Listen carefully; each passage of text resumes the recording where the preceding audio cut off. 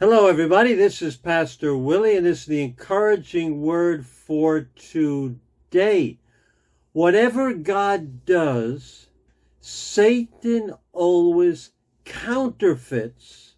Whatever God does, Satan has a counterfeit because he is not God, but he sees what God is doing. He sees how it impacts people, how it draws people to God, and so he will prepare a counterfeit to draw people towards that instead of towards God. And wisdom is a perfect example of that.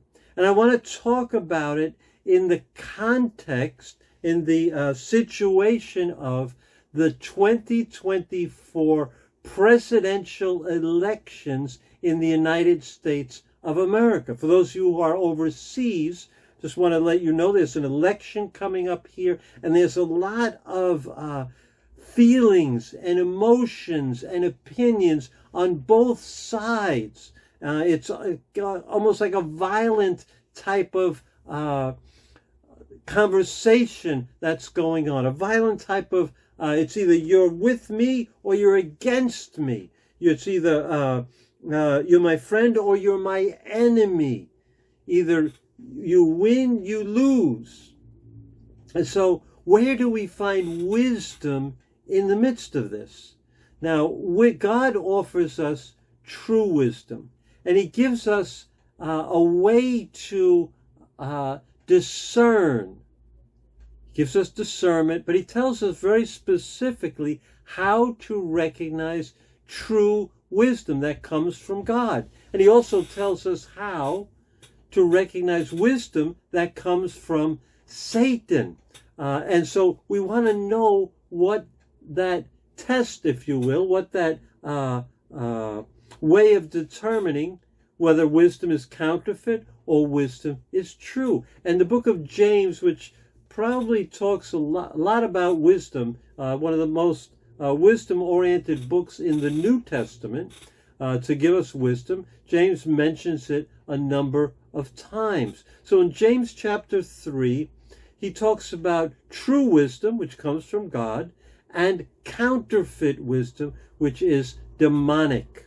So let's start with true, because if you know the true wisdom, you recognize the demonic right away. And so this is what James writes in James chapter 3, verse 17. It says, but the wisdom that comes from heaven. So there is a wisdom that comes from heaven. So God gives us a way to recognize what is from him, what is from God. The wisdom that comes from heaven is first of all pure. It's pure. Then peace-loving. I just say that word in connection with the 2024 American election. There's no peace-loving. Considerate, ditto to that. There's no consideration, no respect. Submissive, full of mercy and good fruit, impartial and sincere. So how do we recognize true wisdom? Well, it'll be pure. It'll be peace-loving. It'll be considerate, submissive, full of mercy, good fruit, impartial, and sincere. It'll lead to those things. Now, I'm not saying the candidates will be impartial, because each one wants to win, and one of them will win. What I'm really talking about is the people, because the opinions on both sides have gotten to a point where there's like an open verbal warfare. I see it on my Facebook feed. I see it in the news. People demonizing other people, people fighting. All these kind of things are going on. So I'm not going to predict the election or tell you who to vote for. It's not my place. But I will tell you how to recognize true wisdom. And so where you see purity, peace-loving, considerate, submissive, full of mercy, good fruit, impartial, and sincerity, that's wisdom that comes from God. That's godly wisdom. So when someone is making an argument, for example, and you notice those things, that's godly wisdom. Godly wisdom. And then he tells us in verse 14 and 15 what demonic wisdom is, what the counterfeit wisdom is like, how to recognize it. So he says, but if you harbor bitter envy, selfish ambition in your hearts, do not boast about it or deny the truth. Such wisdom, in quotes, does not come down from heaven, but is earthly, unspiritual, demonic wisdom. You can recognize demonic wisdom because it leads to bitter envy and has selfish ambition at the root. We see selfish ambition and bitter envy.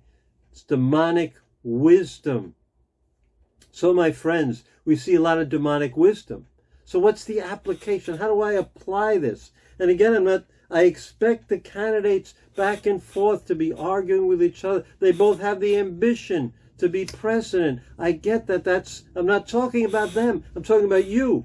I'm talking about me. Are we speaking? Are we arguing with wisdom, with God's wisdom? Or does that discord, does that envy, does that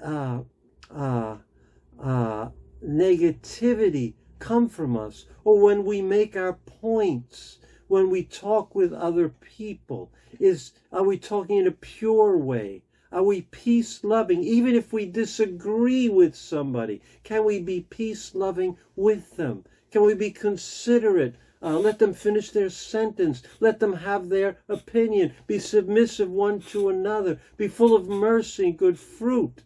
Can we do that? When someone talks to me like that, I recognize they're a person of wisdom. I may not agree with them, but they're a person of wisdom.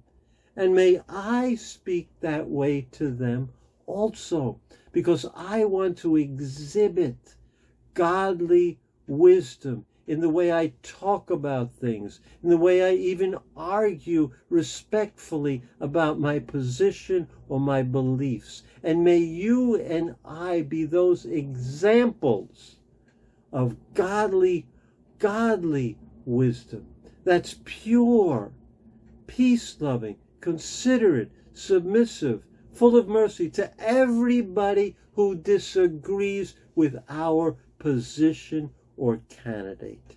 Anything else other than that, my friends, as James said, doesn't come from heaven. It's demonic. It's demonic. So let's confess what it is and let's follow God's wisdom. God bless you, and I will see you tomorrow on Facebook Live.